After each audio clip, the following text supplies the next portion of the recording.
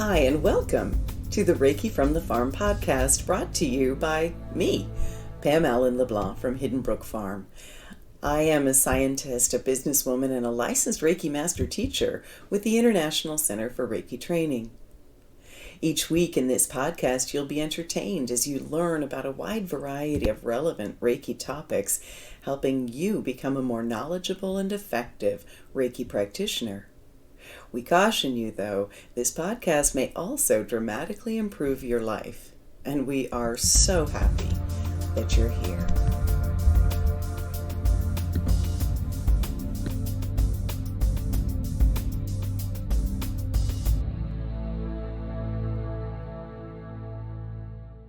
On this week's podcast, I am talking with Karen Caig. You guys have let me know that you love it when I talk with Karen, so she and I have made a plan to talk at least once a month and do a podcast together.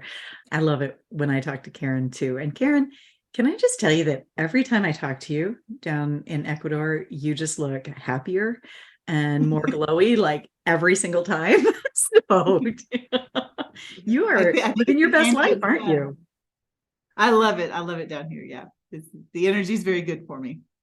I love it. And in our last podcast, we mentioned, and we'll just further develop that, if you are guided to go and study in person with Karen in Ecuador, reach out, because there is a very, even though most of your classes, I think, are registered as online, there's a very real possibility of making that happen. Yeah. If there's interest, I can certainly hold in-person classes here. There are a lot of sacred sites, sacred waterfalls to hike to, really beautiful pre-Incan sites. So wow. If you're interested in that, let me know. Yeah, pre-Incan. Yeah, I'm interested in that, Karen. So I will be down as soon as we can figure it out. Yes. That would be amazing. On this week's podcast, Karen and I are talking about uniting souls in Reiki Circles. One of the reasons that William Rand created the ICRT in the first place, there's a part of our manual where it talks about the center's purpose and philosophy, but one of the reasons was to encourage the establishment of Reiki support groups where people can give and receive Reiki sessions. And of course, another reason is to help people develop and use their Reiki skills, which is something we can actually do in those support groups. So we wanted to talk to you a little bit about those today. Before we begin, I'd just like to let you know that if you'd like to join us later in September, there is an Animal Reiki Level 1 and 2 and Master class in Campobello, and that will be the last whale class that we'll be teaching in Campobello. September is a fabulous time to see the whales. Usually all three species, the finbacks, the minkies, and the humpbacks, have arrived by then. I guess the humpbacks are very flamboyant. I didn't have much opportunity to see that last year, but I'm really looking forward to getting out there on the water and getting a little more of a glimpse of them this year. Of course, sometimes the whales also come into our very own bay so that we see them from the living room window. And then I have a little bit of difficulty keeping the class focused because everybody gets up to the window to see the whales. But do join us if you'd like. And in October, I've got a full range of Reiki classes, level 1 and 2, masters, Animal Reiki 1 and 2, and masters. And in November, I'll be moving into Karuna Reiki, and I believe there's an animal communication class as well toward the end of November and beginning of December. So please join us if those speak to you. Karen, what have you got going on this fall? In September and in November, I've got Animal Reiki 1 and 2 and Animal Reiki Master. And then in October, I have regular Reiki 1 and 2 and regular Reiki Master. And in December, I'm offering a Karuna Reiki the first week of December. Fantastic. Yeah, I think I'd like to come down in December when it starts to get cold here.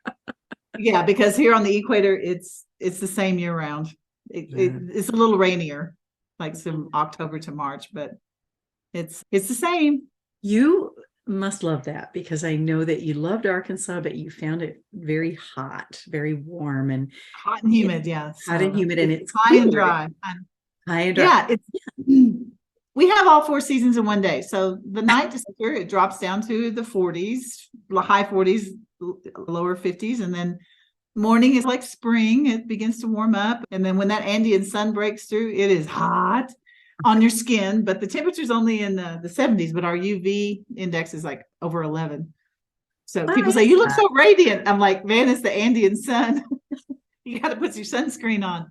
And then it starts to cool off again in the evening. So we really do. We have all 4 seasons in one day. I love that. That you must really enjoy that, though. Yeah, I do. It's dry. So I'm at 8,000 feet here. When you come to Quito, we'll be at 9,000 feet, and I'll probably take you up to Pinchicha, top of a volcano at about 11,000 feet. And there's a swing. We can swing up there. You can just sort of swing off the mountain. Yeah. Oh my gosh. My childlike wonder that was reestablished with animal Reiki is going to love that. Yeah. I am looking forward to our visit whenever we do get it together. I got your room ready. So thank you. I'm going to be dragging Pierre with me this time. I think he loves you. He would love to yeah, it'd be more fun. come and see you. I think so. Get somebody to take care of the cats. There you go. Guys, I'm going to invite everybody to bring your hands into Gasho for a moment, just activating your Reiki energy, taking a deep breath, inviting your symbols and your guides to join you, and go ahead and place your hands comfortably on your body. And today we're going to talk about establishing a Reiki circle, but one of the first steps to that might be attending one. So go ahead and just allow your mind to wander. And allow Reiki to guide you to see if this is something that would be of benefit to you. One of the reasons I love doing a monthly Reiki circle is I love seeing my students' faces and meeting new people. You don't have to have Reiki to join the monthly Reiki circle. And I love to be together in community. I think of the proverb, whenever two or more shall gather in my name, I will be there. And it makes me realize that any time we come into community, just like we're coming into community now with this podcast, there's a synergy that develops, and we're more than the sum of our parts.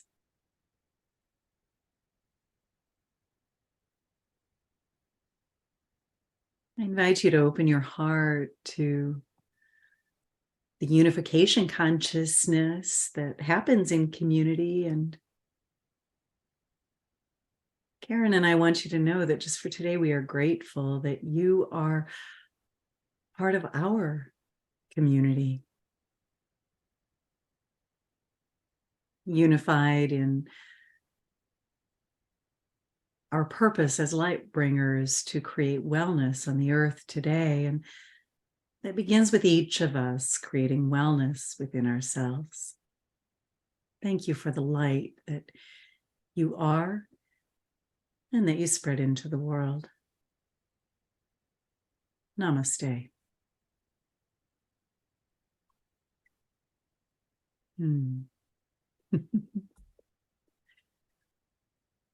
Well, Karen, I wanted to talk a little bit about what a Reiki circle is and how it just brings about that sense of unity or that unification consciousness among participants. And at one time, Reiki circles were only possible physically, or at least that's what we thought and believed.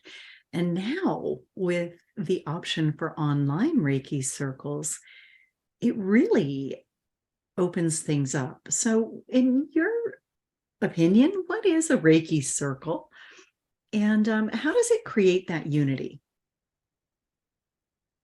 I think that as you mentioned, to go biblical with it, like where 2 or 3 are gathered in my name, so am I. But the coming together with the common purpose of sharing healing energy with each other is a beautiful experience, whether it's online or in person. And people are so hungry for community. I led a retreat this past summer with Kathy Milanowski, and that it wasn't a Reiki retreat, but part of what we were hearing, it was a lot of Reiki people. Part of what we were hearing was that they were looking for a place to come together and be with like-minded people, whether they had Reiki or not.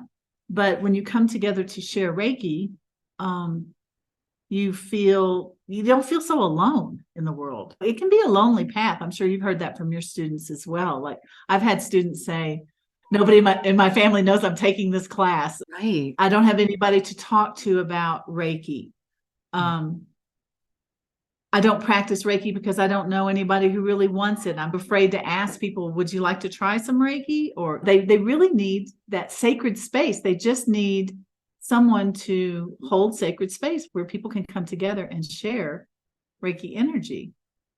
And am I lagging? I hope I'm not A little lagging. bit, but it's okay. It looks like I think it's really windy here and it's lagging a little bit. And now my cat's trying to open the curtains. Sorry. We can just segue right into, sometimes you just need a space where you can be away from your cats and lagging your kids, your lagging internet and all of that. And just to come together and with the common purpose of healing and practicing Reiki flowing through you. As the more people practice Reiki in a safe space where they don't feel like people are judging them. I've had students say, I'm so afraid I'm going to try Reiki on somebody. And what if they don't feel anything? There's a real need for just a safe, sacred space to practice. Yeah, it's nice to have somebody. I know I used to use the term Reiki orphan. Like when I first learned Reiki, I didn't have a community. And so I felt like a Reiki orphan. And actually, my teacher did hold a Reiki share, but I didn't really feel comfortable. The one time I went and I did, and one time I went and I didn't. So I love the fact that Reiki circles can be an opportunity to get together with like-minded people, to ask questions, be in companionship, feel part of a group, and to practice or to let Reiki flow through you. Although I have to admit that a lot of times my Reiki shares are more receiving, like my students come in and I create a meditation where they receive. But if there is time after I'm done teaching or talking and they're done in their meditation and done receiving, we sometimes share and sometimes also share Reiki. One of the things that I love is, in addition to Reiki Circles, I have a Reiki Facebook group for my students. But my Reiki shares at first used to be in person. They were held here at the farm, and I could really only fit it into my schedule 4 times a year. They wound up being a bit of an all-day event because people would come and they would stay. You'd have to prepare and get ready, and then people would stay and talk and whatever. And so it pretty much wiped out a whole Saturday. And when Reiki went online during COVID, there was a real freedom in that for me, because I could offer my Reiki circles once a month. And not only could the people who lived around my community attend, but my students from Australia could attend, my students from the US, from Canada, from the United Kingdom, from China.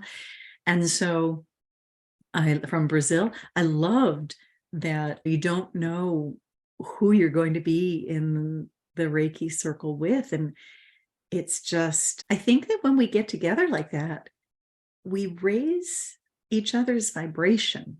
Do you find that too? Yeah, I think that is part of the need of wanting to come together, is that we need that sort of boost of energy, and because we do raise each other's vibration. And there are lots of different ways to have Reiki circles. which that you may talk about in a No, minute. go ahead. But And why don't you go ahead and give some examples? so when I first started teaching, I didn't even really know how to do a Reiki share. And like we use those terms interchangeably, really, like Reiki Right. share, Reiki circle. When I first started teaching, my students wanted to practice. And so we would just once a month get together, and we would have a sort of little opening grounding prayer. And then we'd just get on the tables, and they would just, like, 2 or 3 people give to one person and then switch out. And we also opened it eventually to other people that weren't my students. And so we had, I can remember a Reiki practitioner who'd studied with someone else, and she'd also studied shamanism. And she had some different techniques. She would sometimes like clear energy and then put it into like water, for example. And my students were like, what is she doing? I was like, that's just a different modality or a little bit different thing. So they would sometimes learn techniques from each other. And then I also did another Reiki share with a student who had space in Little Rock, Arkansas. And we would open it to anybody. And so people would come who didn't have Reiki, and they were just curious about it. Yeah. And that was a good way to get students. If people who are listening, who are Reiki practitioners or Reiki teachers, it's a good way to introduce people to Reiki. And we would tell them, just get on the table and receive. We'd talk a little bit about what it is if we had people who weren't Reiki practitioners. And then we would have them participate by just holding the feet maybe. And we would tell them, just everybody has energy. Reiki, the unique thing about Reiki is that it is its own energy, and the Reiki practitioner is only a channel. So we would tell them, just think loving thoughts and just put your hands on the person. And then I had a friend who did a circle in Tucson with Ann Baldwin. She and Ann Baldwin would do once a month. I know I'm lagging, right? No, you're Am I good. lagging? It's Okay, fine. good. But they would charge, I think, $10 Okay. for a Reiki share. And it would be like a Reiki talk. And then they would set up tables. They would talk about what is Reiki, how does it work? And then, so it was mainly for not practitioners, but people who were curious about it. And then they would get on the tables and receive. And they would invite their students to come and be the Reiki practitioners. So the students got to practice on non-Reiki people, just like they would for their practice. So that's another different way of sharing Reiki. And then the online circles I love, because like you said, you can get people from all over. And it can be where you're doing an experience and then putting them into breakout rooms. Yep. We did, for a while, I did it was like a Karuna, we call it Karuna Club.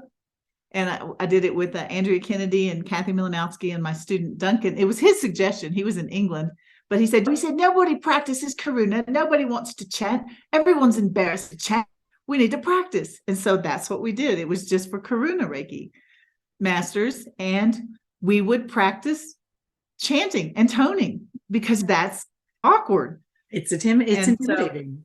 Yeah. It is intimidating. And so that particular Reiki share was just for Karuna Reiki masters to share Karuna Reiki and practice chanting and toning so that they wouldn't feel so uncomfortable. Those are fantastic ideas, Karen. Yeah. But it's a way to benefit your students and come together with colleagues. You learn from each other. Some people do a Reiki circle where it's a question and answer, maybe have a topic. I've seen just Reiki master circles where Reiki masters can come and share and ask questions and then give each other Reiki maybe at the end. Or you can do it just for practitioners. Anywhere there's a need, you hear your students asking, or people saying, I wish there were a place I could just get some Reiki once a month. Maybe you feel guilty for charging. I tell my students with Reiki too sometimes, where they say, I feel weird about charging. What about people who don't have enough money for Reiki? You could do a circle where you offer Reiki to people for free, just once a month. Mm-hmm. That's one of the things I loved. And over time, I really struggled with charging for Reiki. And of course, the Reiki energy would sometimes, as I gained experience and went further in my journey, I would get guidance to raise my prices. And I always resisted that. I actually had a student once, and I was hearing that I needed to raise my prices, but I was resisting. And she came to me and said, I heard a very clear message for you. Do you mind if I share it? I said, no. And she goes, the energy told me you're not charging enough. You need to raise your prices. And so I laughed and I said, yes, I've been hearing that for a while. And I know once it started coming through my students, I knew, okay, I'll listen, fine. But offering Reiki through a Reiki share made me know for certain that even if I had to raise my prices, or even if I was guided to, that people who didn't feel they could afford it were still going to be served. And so that was just a really nice way. I never thought of it, but when you mentioned my first Reiki circles, because I don't have a very large living room, and I had a student that would, and I'm also quite a ways outside of town. And so at first, one of my students hosted me, and it was lovely. She knew that her space was going to be blessed with all of that Reiki energy. And she had a very nice large room, so we could all fit in. We could take the Reiki tables, and it was lovely. And one time, just once, I did a Reiki share with the horses and there's some photos of that in an article I wrote. I'll include the article in the notes of the podcast so you can see some pictures. But my horses all had Reiki. And so we asked, and 4 horses wanted to volunteer. So we took the 4 horses and we set out 4 tables, and the horses would go over and actually do Reiki for the students. So that was, that was really lovely. I really enjoyed that. And the students did too. And then we also had a table set up outside. We kept the horses on a lead line. Just sometimes the horses nudge a little too hard as they're doing Reiki, if there's a stuck energy and they don't realize how much bigger they are than us or how much stronger. So we keep them on a lead line just so we can remind them that, no, that's a little too much. And so some of my students who were both Reiki and riding students assisted me. And that was a really magical Reiki circle or a Reiki share. And we also had a table outside for people who didn't want to be in with the horses and preferred to receive from humans. And so much fun. So I had thought of another one that I wanted to share, but now it's slipped my mind. But I so enjoy getting together with my students like that. One of the things I always wondered, because I noticed that at first, I always used to just invite my own students. And then after a while, the energy guided me to open it to everyone. And it can be a nice way for a prospective student to get to know you and see if you're a good fit for them. I noticed that sometimes people would come to my circle and check me out and then either come to class or not. But it was a way for them to know whether we were a good fit. But I couldn't quite understand I'd like to invite people who don't have Reiki, but what do they do when we share Reiki with each other? And Colleen said, show them the hand positions and just tell them to send loving thoughts. And so it's not going to take away from their energy. They get a little bit familiar with what Reiki is like and what Reiki people are like. And then if they decide to go ahead and take a Reiki class, they feel a little more comfortable. And so those are a few stories. Why do you think the collective energy enhances the healing energy in these circles? I think it's just like you have one match and that's warm and it throws some light, but you bring a lot of matches together and it's warmer and it's brighter. It's like just, yeah, exactly. And when you do in person or online, if you end up doing a one person receiving and maybe 2 or 3 people sending, the energy is so much more intense that you make it shorter. You're not going to do a full hour. It's true. A lot of times, if you've got 3, I remember we didn't have many tables one time, and we had I think like 5 people on each table, And the energy in the room was so high, I started to get like dizzy, and I had to remind myself, we need to go outside and ground. The energy, it really gets intense. And so it's important, of course, to ground before with the gasho, or imagining that your feet have roots growing down into the earth. But we had to go outside, take our shoes off, and literally stand on the earth for a minute to ground that energy because it was so intense. Wow, that's amazing.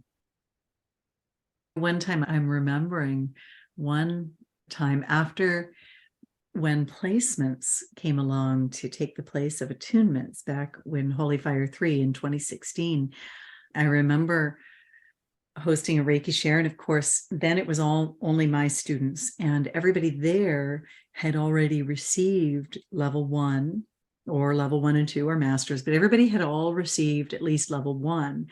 And I remember thinking, Yusui Sensei used to, that's how he started his business, it was a membership club.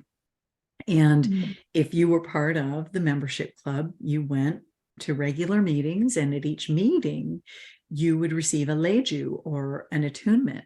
And I thought, now we can do this group attunement.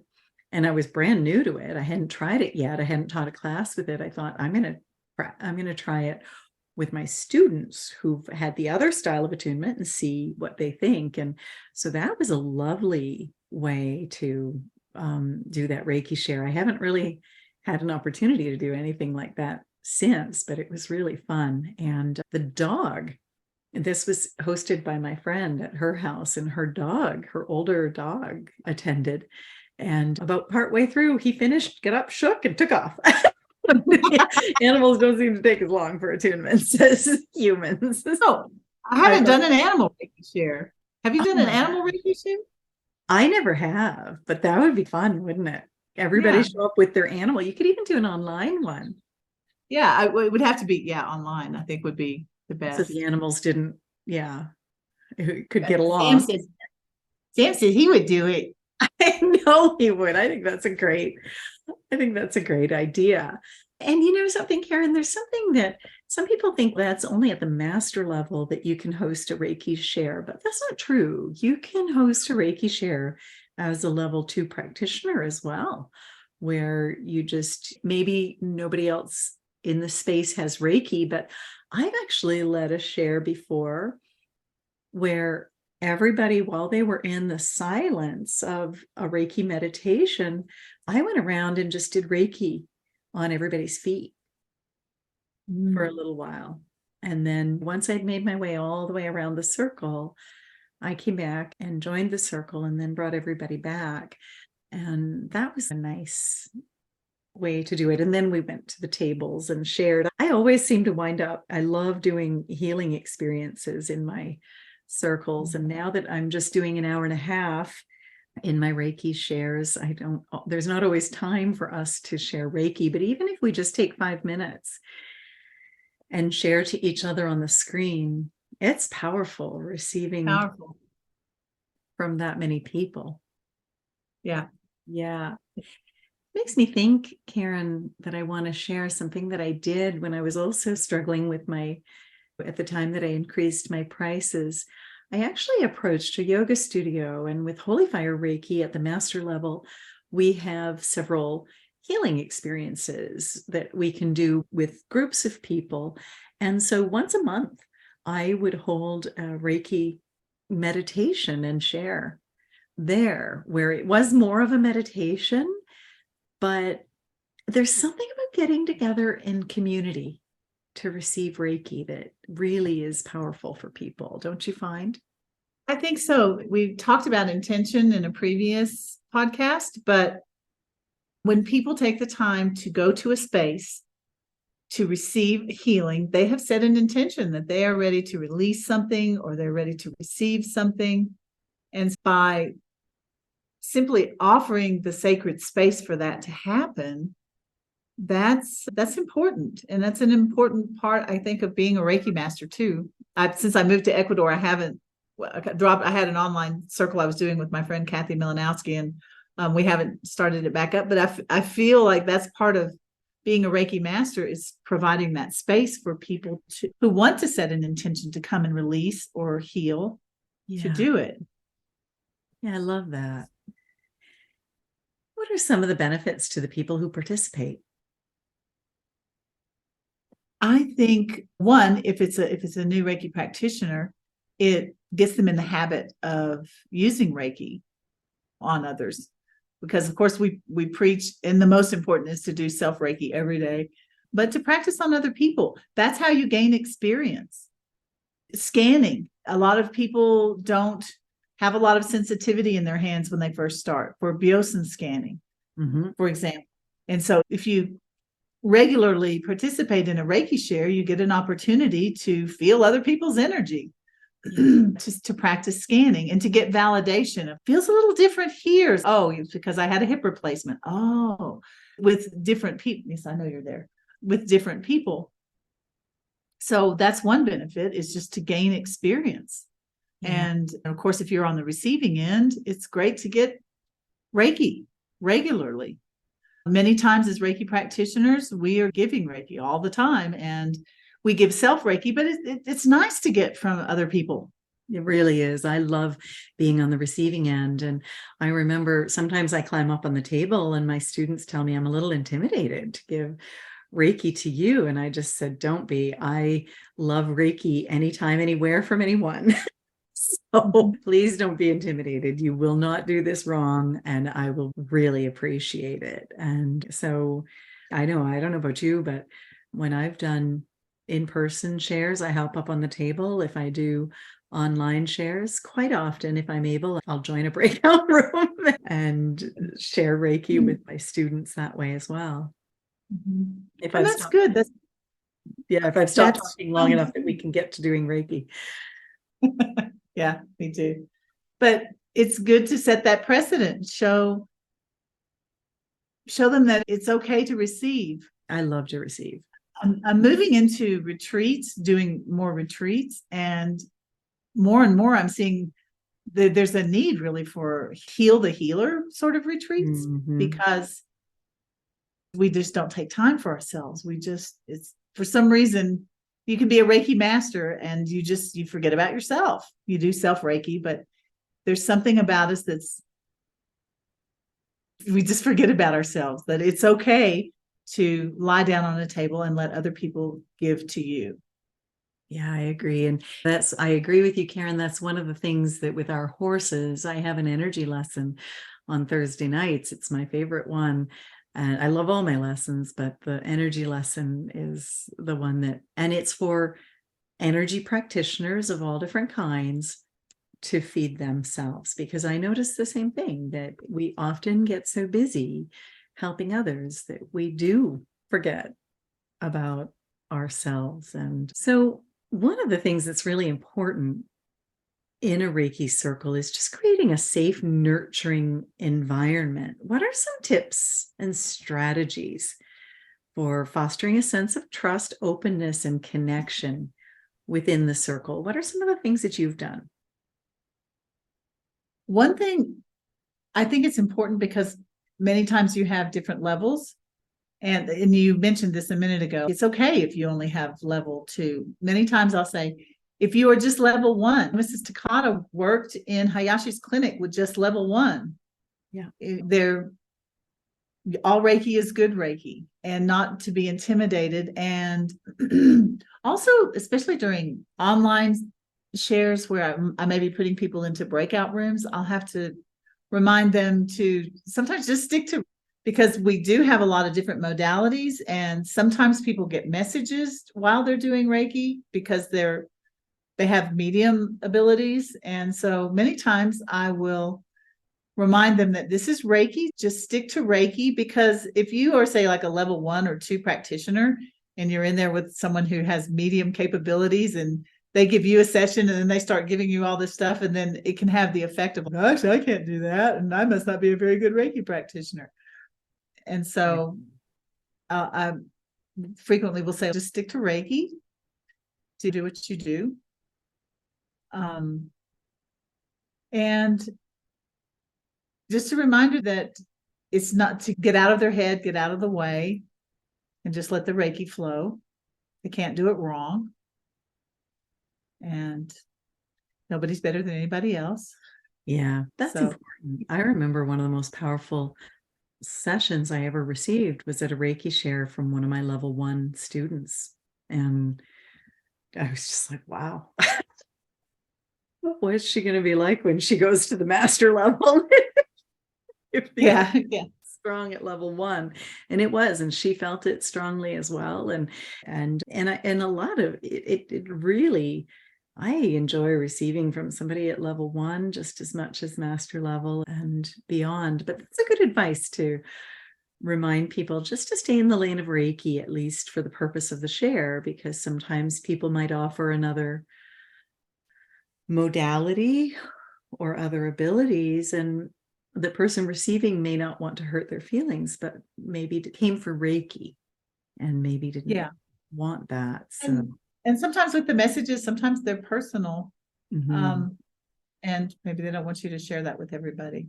Yeah, that's a good point. I actually remember being in a circle once and being very uncomfortable because one of the ladies in the circle and the teacher had introduced her as, this is my second in command. She helps me teach. And this lady, I was at her table, and when it was my turn to get on the chair, she loudly, or on the table, she loudly proclaimed to everybody in the room, "Woo! I sometimes get hot when I'm doing a Reiki session, but I got to take my shirt off with this one. Girl, you got some energy to move." And I was fairly new as a Reiki practitioner. I was so embarrassed. And looking back, I know that I did have a lot of energy to move because I'm an empath and because I'm a strong empath. But I didn't know that then. I just thought, good Lord, what's wrong with me that she has to single me out and make me feel so uncomfortable? There must be something wrong with me. And so just my teacher at that time was very gentle and quiet, and maybe was also preoccupied doing Reiki over on the table she was at. She didn't really do or say anything, but as somebody who does host Reiki shares, I'm very conscious of what is happening in that dynamic and just reassuring people if anybody does make a comment that could be perceived as negative or that they could misunderstand. So I don't know if you've ever had anything like that, but. No, but there is something to be, well, yeah, I can remember a couple that came to, and they worked together frequently. And one was at the head, one was at the feet, and they were sending energy back and forth, and the person could, they could feel it.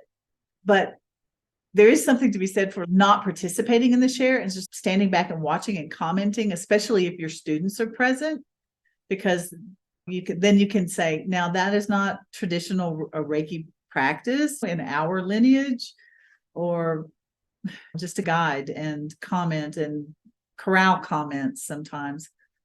Yeah. One of the things I like to do, depending on the size of the group and whether there's time, and I always do this with in person, and I try to do it with online, is I try to get everybody to say their name, and if there's time, to talk a little bit about themselves. And I find that just breaks the ice, and people start to realize that they have things in common. And like I said, the in-person Reiki shares used to be an all-day affair because you'd be cycling through people doing Reiki, but you'd also have people that just met their soul family and wanted to talk to people. And I loved fostering that. I just had to be aware that it took a certain amount of time. And with my busy schedule, 4 times a year was all that I really could fit that in. So I think that can be really lovely. With online shares, one of the things I sometimes do is just ask people maybe to put their name, where they're from, and sometimes just like a fun fact in the chat. Like I remember one time I said, I had a very large group, and I said, hey, everybody, could you put your name, where you're from, and what the temperature is where you are today? Because it was a time when the temperature was fluctuating and we were all jealous of the person from Florida. a really great temperature. And then we all felt bad for the guy from Minnesota who it was like -50. We were all like, okay, I don't feel so bad about my -2. So that can be a nice way to break the ice as well. And another thing that I do is I always do tend to lead some sort of Reiki meditation, whether it's an invocation or a healing meditation. I bring people into the energy. And if we're going to share with each other, I do that first so that everybody's in the energy, everybody's already in the space of releasing. And then they go and share. And I don't know, I just find it grounds everybody. It has the energy flowing beautifully. And Yeah. Yeah. It's one of the advantages of having the holy fire experiences to draw from, and the animal Reiki experiences and invocations. Yes, I love that too. And a lot of times we'll get a lot of diversity in a Reiki share or even in Reiki classes. I know recently I had a beautiful transsexual individual in my class. And on one of the breaks, he began explaining the history of, he called them the transcestors. And I love the diversity that can come together in these groups and in these classes, and how it gives us new perspectives and how we can learn from each other. Do you have any examples of that or anything you'd like to add about that? Do you mean diversity in Just not just Reiki lineage, but just the diversity in lifestyle, diversity in nationality, diversity in sexual orientation? Just I find that diversity that we often get in these circles so enriching to the entire experience.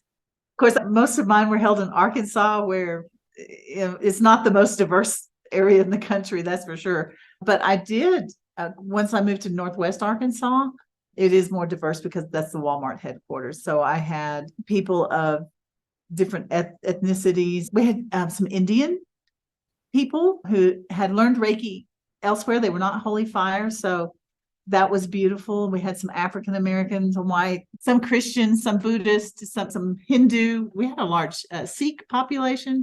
I had, some diversity there. And it becomes clearer what a unifying thing Reiki is when you can see it with different people, but they all have Reiki hands.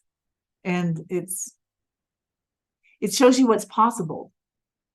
It really does show Reiki as a unifying force. You've got people from different religions, different ethnicities, and what they have in common is healing hands.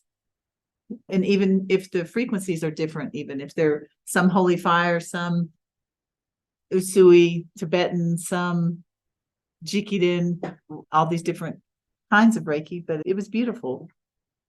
Oh, it Karen, shows us how alike we are. I'm sorry I'm lagging. I know I No, must be I lagging. think it's all right. Now, I think the diversity is important. And I love the fact that this becomes a possibility. Is there anything, any stories or any moments that stand out to you with your Reiki circles? And do you think you're going to start a Reiki circle there where you are? An in-person one? Mhm. Yeah, I think it may be a kind of Reiki circle that serves, if I do start teaching in person, but that serves the community. I think Heather McCutcheon, who founded Reiki Brigade in Chicago, are you familiar with her? No. She works, it's called Reiki Brigade, and she started because she was helping veterans with PTSD, because Reiki is really effective for that. Really and effective. And what she ended up doing, she does teach, and she takes her students to like the police force. She's done a lot of work in that area. Of course, Chicago's really big, but she's done a lot of work opening people's minds, educating about Reiki, and she holds Reiki shares for the police. And her students come and give Reiki to the police. And then they also have an event once a year where they have a stadium and her students come, Reiki practitioners come, and veterans line up and they do chair Reiki on them. There's a YouTube video where she recorded after And one of the guys said, he said, man, he said, if they'd had this before, he said, if you gave this to people before going to battle, he said, nobody'd want to fight. And so I would love to do something. If I start training people in person here in Ecuador, I would love to do. We actually have, I don't know a lot about it yet, but we do have a domestic violence center here. So that's a problem. I guess it's a problem everywhere. But so that could be like a monthly Reiki share where I could have students go and they could practice, and it would be also a benefit to the community. It's a different kind of Reiki share, and I need to get the online one going again, because at least for my students, because I always tell my students that the class is just the beginning. It's not the end. When you finish and you get your certificate, that's just the beginning. And they don't all participate. And it's hard to find a time that works for everybody. Yeah. But I think it's important for them to have contact with me too. I love to see their faces. And say, what have you been doing? I record my Reiki share for the podcast because I had so many people just distraught that I was holding a share, but they couldn't get there this month, or they couldn't ever get there, or they couldn't. And I said, you know what? I'll make it into the podcast so you won't miss it, because I had so many people reaching out like, oh no, I don't want to miss the share. And so that's when I got the idea that, okay, I'll turn it into the podcast. So people can get my Reiki share after the fact on the podcast, but I love it. I love seeing their faces, and I love people to turn up, and I'm getting larger and larger groups turn up every month, and I love it.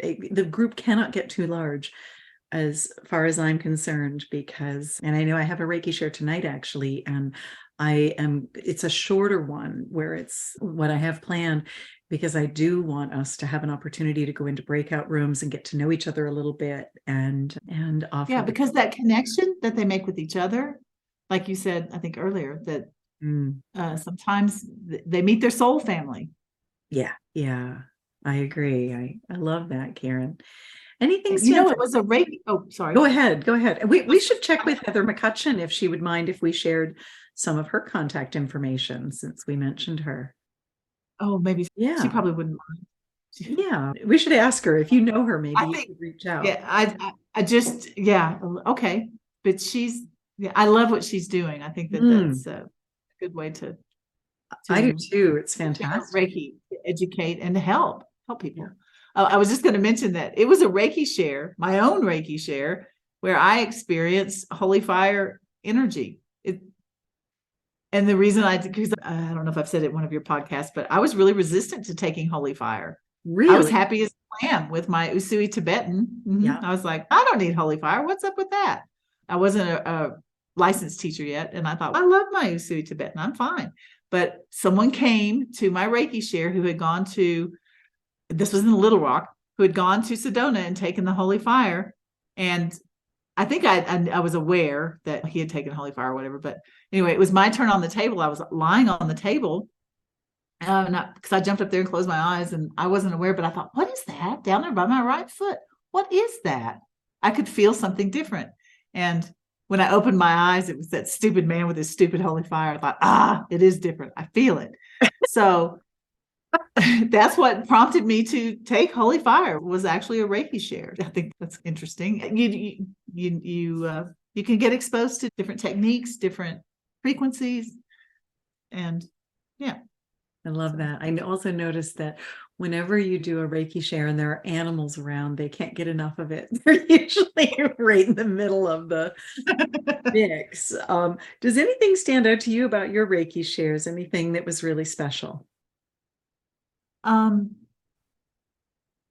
Mainly that people would have some deep healing sometimes if it were a small enough group and they felt safe and comfortable, like you were saying, like you create that at the beginning. I know you're going to jump up here. Come on. And here he is. That they have deep crying releases. And yeah. Then you realize, wow, that happened. Not probably because I said, let's have this space. Yeah. It's just that intention of, let me make a space and let's see what happens. So I remember Laurel Gaia writing about how, I forget the community, it might have been Colorado, but they had moved into a community and there was a lot of competition among the Reiki practitioners there. And she wrote an article about it. And so what they decided to do was to hold a Reiki circle and invite all of the different lineages and all of the different people to come together. And what happened was, from this divisive community, this divisive Reiki community, they brought in unification consciousness, and they created this beautiful, unified, supportive community where Reiki practitioners and Reiki masters from different lineages supported each other, supported the crossover of their students. And she said it really, she could sense, I believe, if I'm paraphrasing this right, that it raised the vibration of the region just by bringing this together, and it eliminated the competition and the issues that were existing between the different lineages, so they can be really powerful and build bridges. So what would typically happen during a Reiki session? If somebody's never been to one, could you walk us through what to expect? It's at a Reiki share and a regular Reiki. Yeah, a typical Reiki share or circle. Yeah. If someone comes and they've never had Reiki, the first thing they should know is that they need to be open and not attached to any sort of an outcome. And that Reiki respects free will.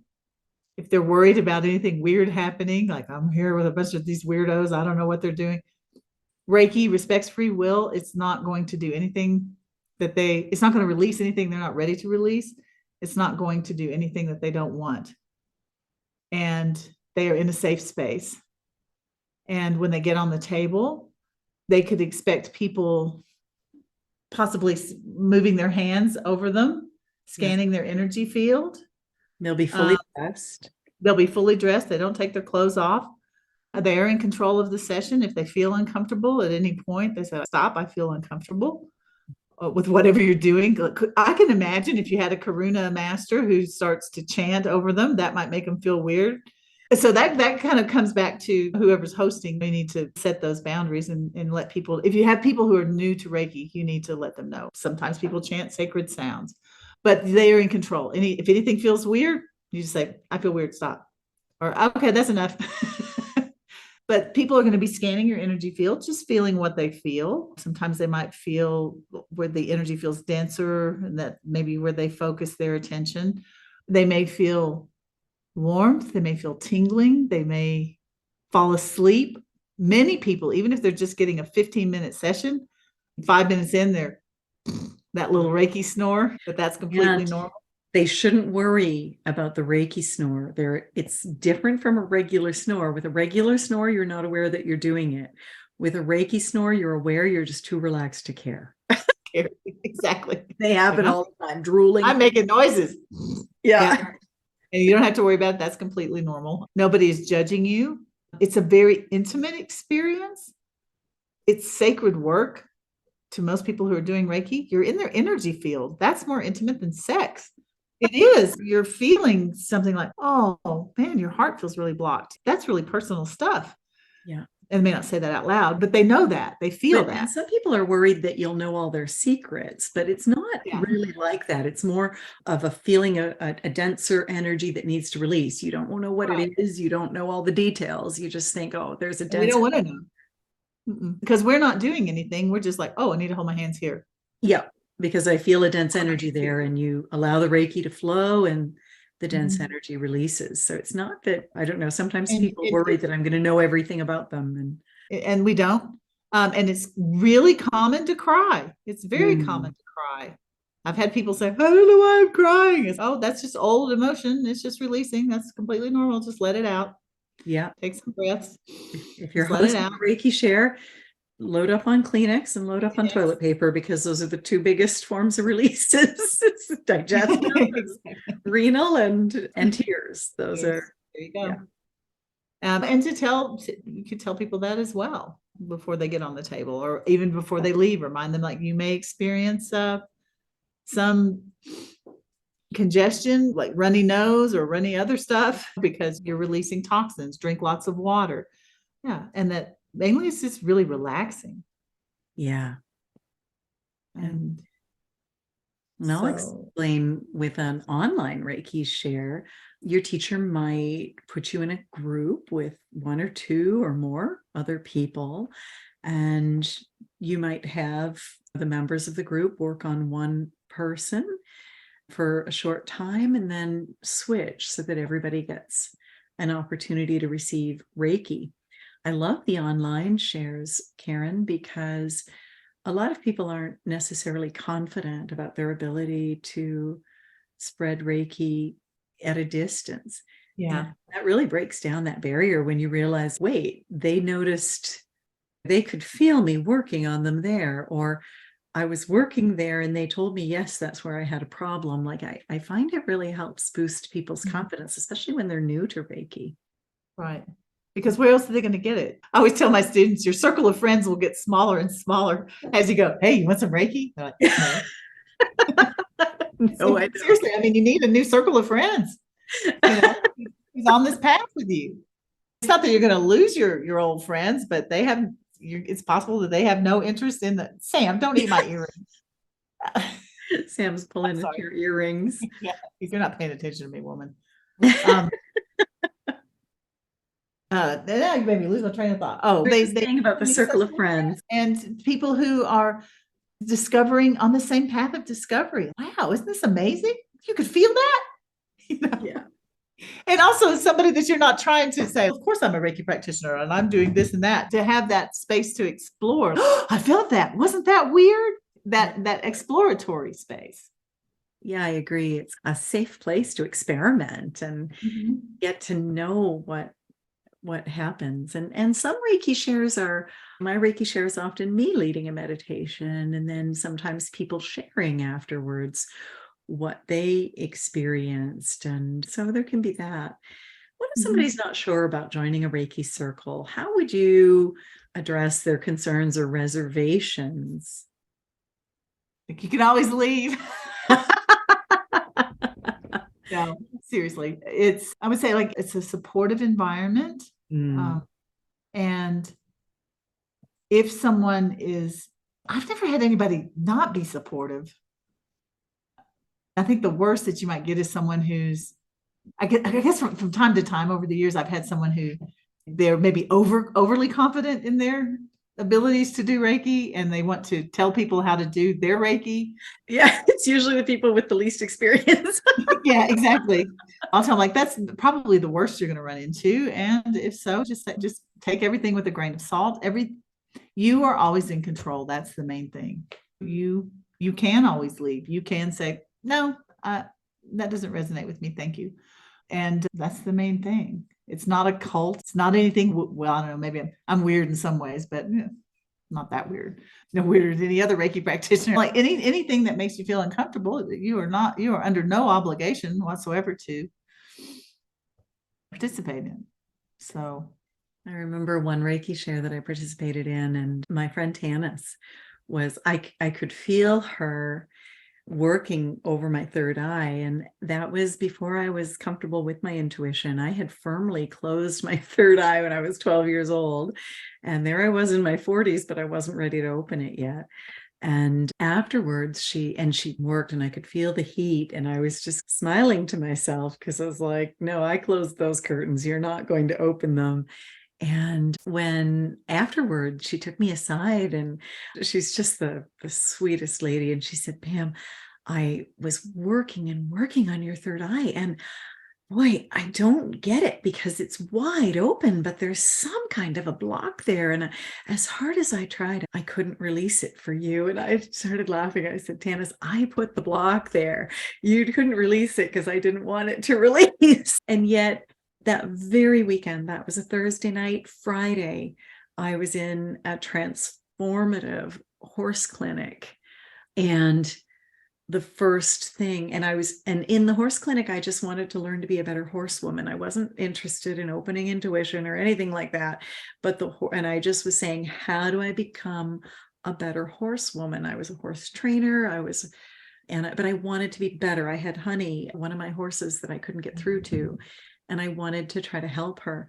And the horse was very clear. He said, you've got to open your third eye. You've got to open your intuition. So she really by her doing that, even though I kept the block in place, it really started this ball rolling that led to me being comfortable with my intuition. And finally, at the master level, I said, fine, open it.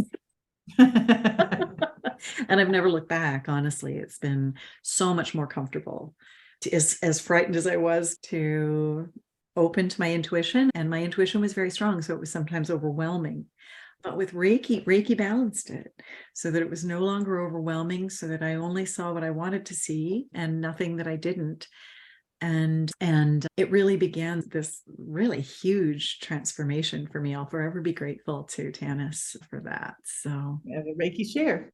At a Reiki share that my teacher facilitated. And the one share made me feel, I think I only attended 2, and then I think she stopped doing them. But the one share she facilitated, I didn't feel comfortable. And the other one, I felt really comfortable. And then when she stopped doing them, I felt like a Reiki orphan, like there was nobody I could talk to about all these miracles that were happening in my life and in my animals' lives and in my family's lives. And when I started teaching myself, I really thought, like, I want to build community. And I think about William Rand and the ICRT.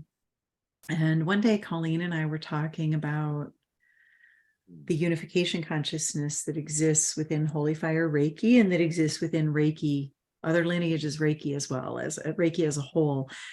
And we were talking about the importance of community with Reiki and the ripple effect that these Reiki communities have. And that made me think about William with the ICRT and with his encouragement of us to start and create these Reiki circles, with his encouragement of us to build communities, his encouragement of us to practice and to teach if we're guided to, and the support when we do decide to do. I got thinking about all the ripples that the ICRT has instigated, and other Reiki organizations as well have instigated around the world. And it was a really good feeling, a really good feeling about just thinking about that ripple effect that these communities have. I'm glad you said that, because I think, what would you say? Now I'm asking you questions. That's okay. What would you say if somebody said, I'd like to have a Reiki circle, but I couldn't start one? What qualifications do you need to start a Reiki circle? I believe if you get 2 people, 2 friends together, that's a Reiki circle.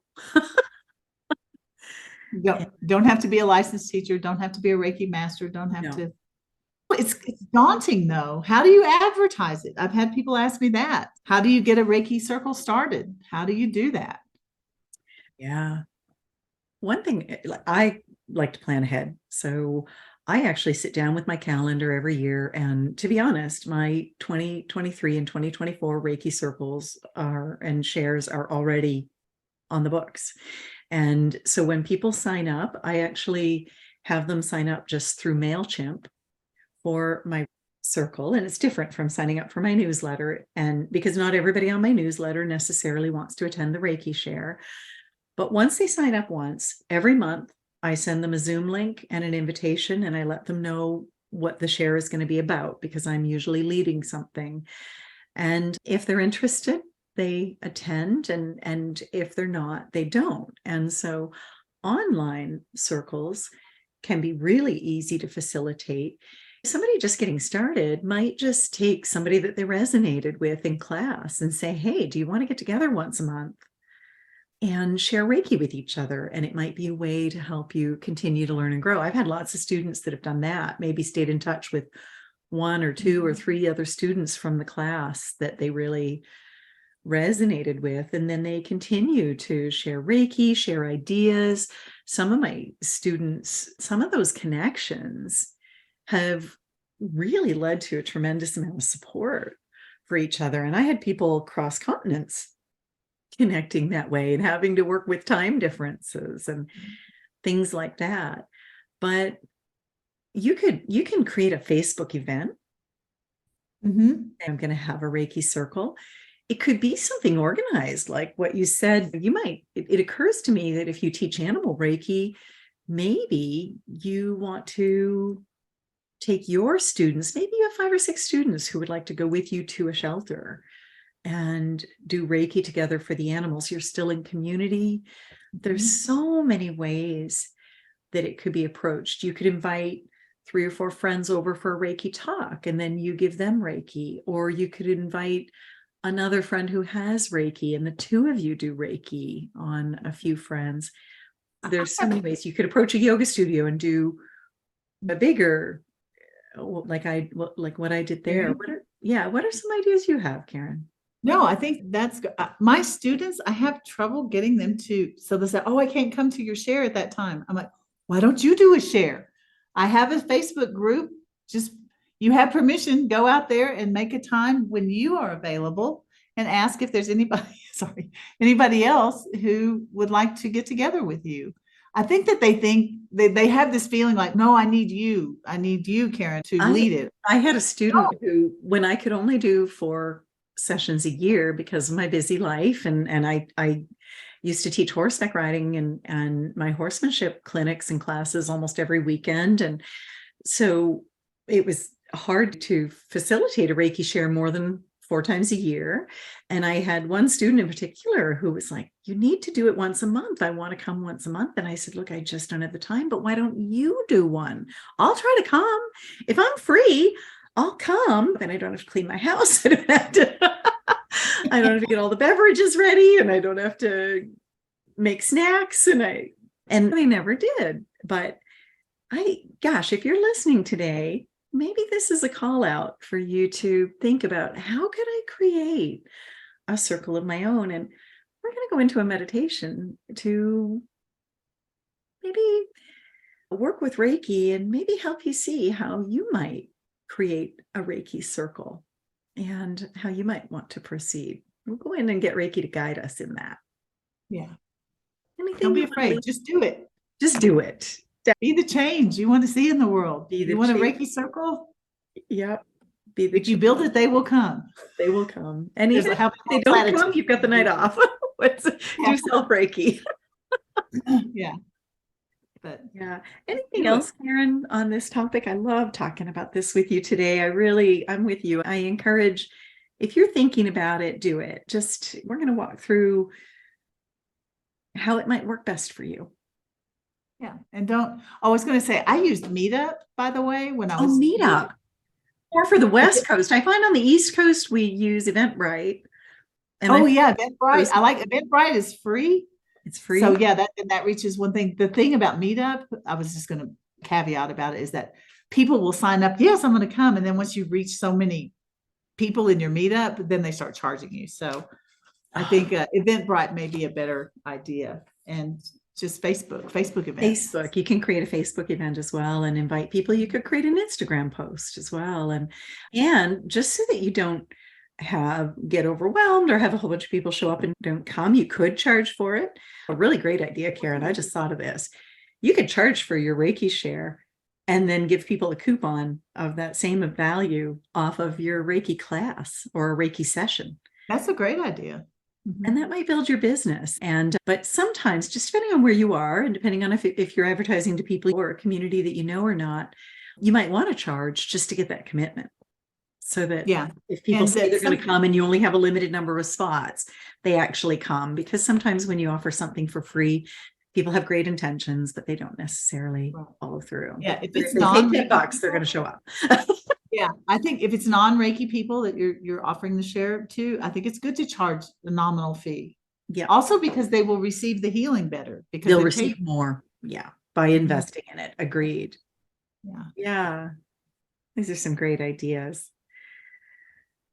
And you can even start your share just with a talk about Reiki and maybe a group experience and then the share. Now, you may be surprised who is going, "Oh man, I've always wanted to do this. I was waiting for somebody to do this." I know. And you can even just put a poster up at your favorite health food store or crystal shop, yoga studio, something like that. And if you wanted to not open it to the public, but open it beyond people, go to a place that you feel comfortable, or that like your own yoga studio or your own crystal shop, and say, okay, I'm probably going to be comfortable with the people who show up from here, especially if you're doing it in person. You may want to, and you don't have to do it at your house. You may not want to invite people into your home. It's fine to rent a space or something like that. And of course, in that, Sometimes you probably public libraries will let you use their space if you're not charging. Public libraries will let you use their space. If there are still public libraries in the United States, we haven't defunded them all. Well, that's a fantastic idea. I didn't realize that you could. Yeah, I have done shares there and talks. As long as you're not charging, they will let you use their conference rooms for free. Sometimes churches and community centers will too. Mm-hmm. Yeah, they do. Especially Unitarian churches in the United States, they're very open to Reiki. Unitarian churches, yeah. Unitarian And churches. sometimes you can even do it by donation. I know that enough people started saying to me, look, I get a lot from your Reiki shares, but I don't feel comfortable. You put so much of yourself into it. I'd like to do something or compensate. So I did finally put a donation button when I share the link. And I do notice that just depending on what people receive from it, I just have the donation going to the horses hay. And I have one of the codes that you can scan to make it easy as well. And I do notice that some people go in and click the link or scan the code and send a donation, especially if it's a particularly healing experience for them. They want to honor that. So that's an idea too. So yeah, that's a good idea. I just noticed the time. Okay, do you have to get going? Could you lead the meditation and I'll just. I sure can. Sign off. Okay. Okay. So thank you so much for joining us, Karen. Thank you. It was wonderful to be here again. I love talking about this. Thank you, Karen. Bye. See you later. So guys, we're going to wrap up our podcast this week with a guided meditation.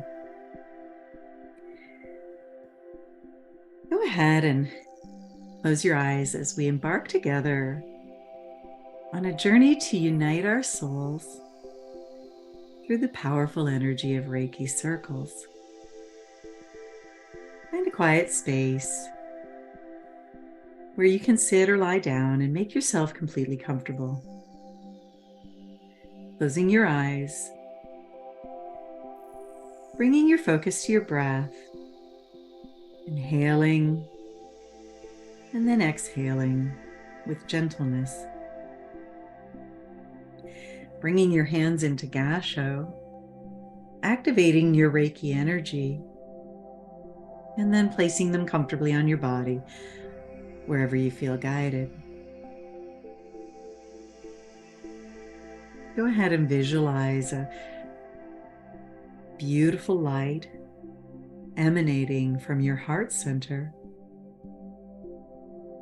It expands with each breath that you take. This is your Reiki energy.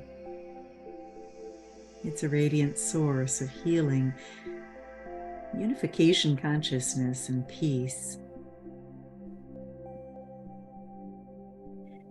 Now imagine yourself stepping into a circle. This is no ordinary circle, it's a Reiki circle. I'm just looking around you and noticing that you're not alone. There are other souls here with you, each radiating their own beautiful, unique light as we bring together everybody who's listening to this podcast. Feel the connection you share with these souls. Noticing that Reiki energy is a common denominator with all of us. It's a tapestry of light woven from the threads of compassion, healing, and shared spiritual journey. Acknowledge each soul, feeling their energy and noticing their essence. And as you acknowledge each soul, feel your energy expand growing brighter and more vibrant. This is the synergy that occurs when we are together in community and in circle. This is the power of unity and the unification consciousness. This is the strength of community.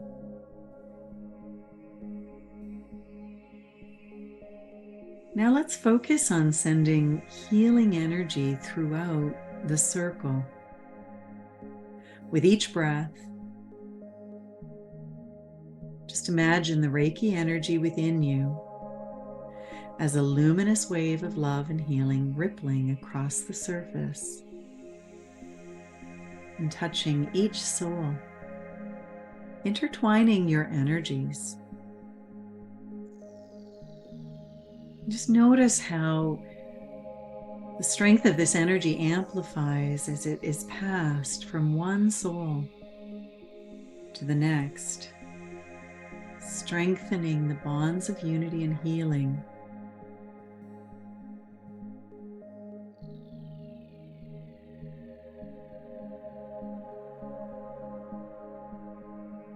It's a symphony of energy and a testament to the power of collective healing and compassion.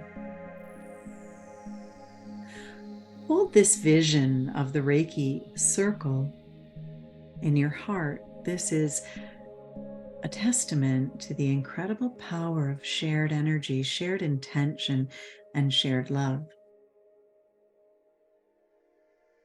And we're going to remain here, just sharing Reiki with each other as I join the circle with you for several breaths.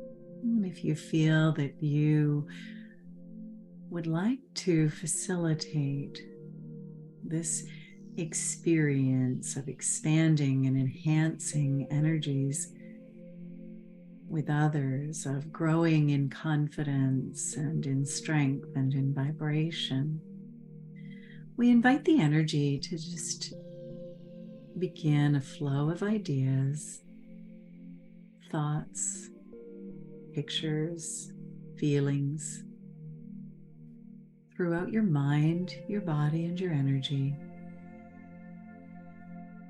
And just to give you some clues as to who you might invite and how you might invite them.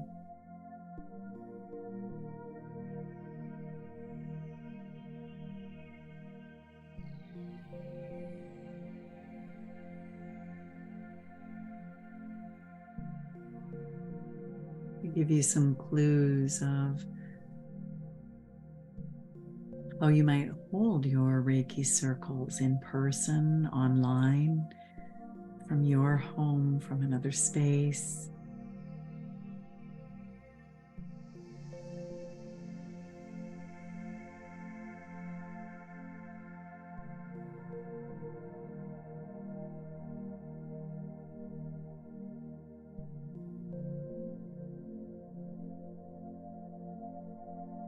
Will you have everyone sharing Reiki, or will you lead a type of experience?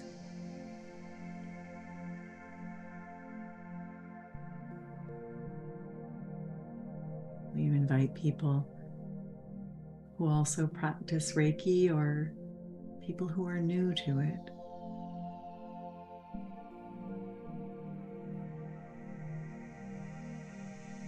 And it's okay to start on a very small scale, and we'll just breathe here, allowing the thoughts and ideas to flow, guided by the Reiki energy.